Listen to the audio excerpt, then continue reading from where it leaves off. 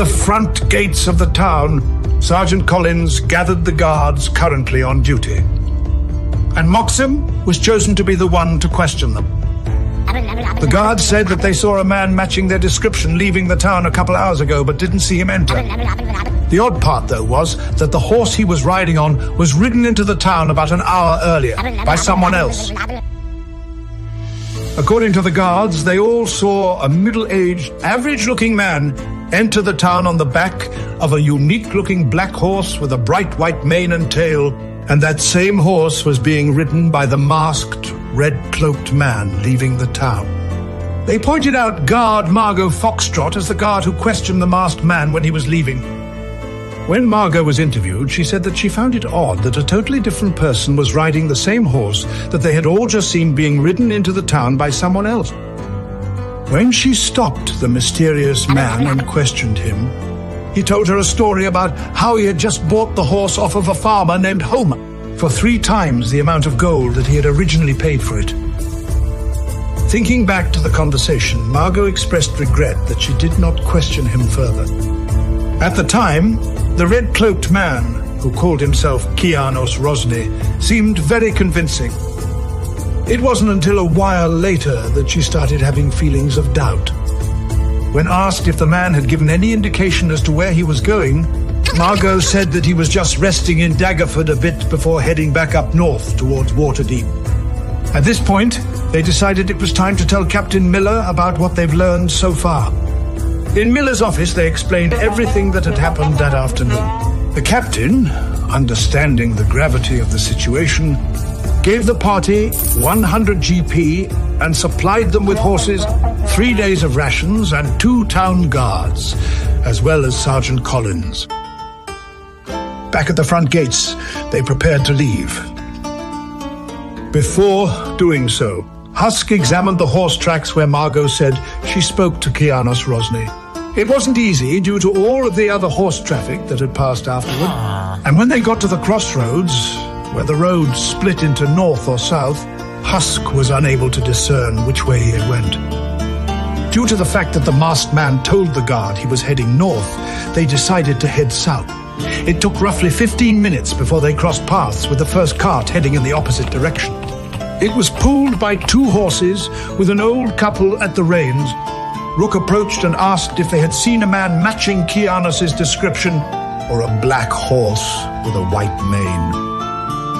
The old man described in great detail, perhaps too much detail, everyone they had seen in the last couple of hours.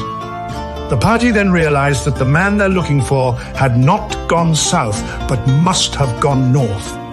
They turned away from the talkative old-timer and headed back north. Northbound, they came in contact with many travelers headed in the opposite direction, who they asked about seeing the masked man or his horse. They came across a douchey traveler who said he had no time to speak with them until he saw the Daggerford guards with them. He then mentioned that he had seen a man matching that description an hour or so ago heading north. A couple who spoke of a rude masked man who would not acknowledge their greeting. A dandy gentleman who was more interested in selling the group some amazing potions than anything else. He eventually mentioned that a masked man in a red cloak had told him to fuck off when he offered him the opportunity of a lifetime. A bickering couple who had seen the red-cloaked man turn off of the main road near a deserted old carriage a little ways back. With this new information, they headed north until they came to the abandoned carriage on the side of the road. Husk found a path behind the carriage that consisted of many horse tracks going into the forest, but only one set of tracks coming out.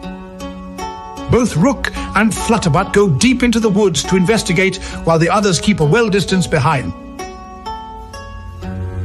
Just before evening started to settle in, Flutterbutt came back to the party and Moxim received visions of a camp full of cloaked individuals where Kianos must be. At the same time, Rook stays put and waits for the rest of the group to catch up to him. A short time later, the group reunites. It's decided that Rook and Flutterbutt will sneak as close to the camp that they can get and see if this is indeed the group of Orcus worshippers that they think it is. In the meantime, the rest of the party finds a place to set up camp. When Rook gets close to the camp, he can see a handful of cloaked people sitting on logs around a campfire. He sneaks even closer until he's able to hear bits of conversation. It doesn't take long before he hears mentions of Orcus and that something major is going on tomorrow night during the full moon. After confirming his suspicions about the campsite, Rook and Flutterbutt return to the rest of the group.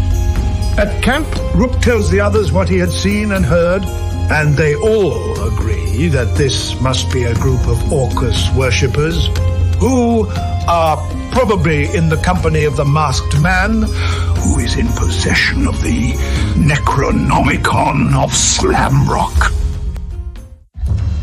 It's decided that they will wake up just before dawn and prepare for the conflict to come, and their plan of battle is as follows.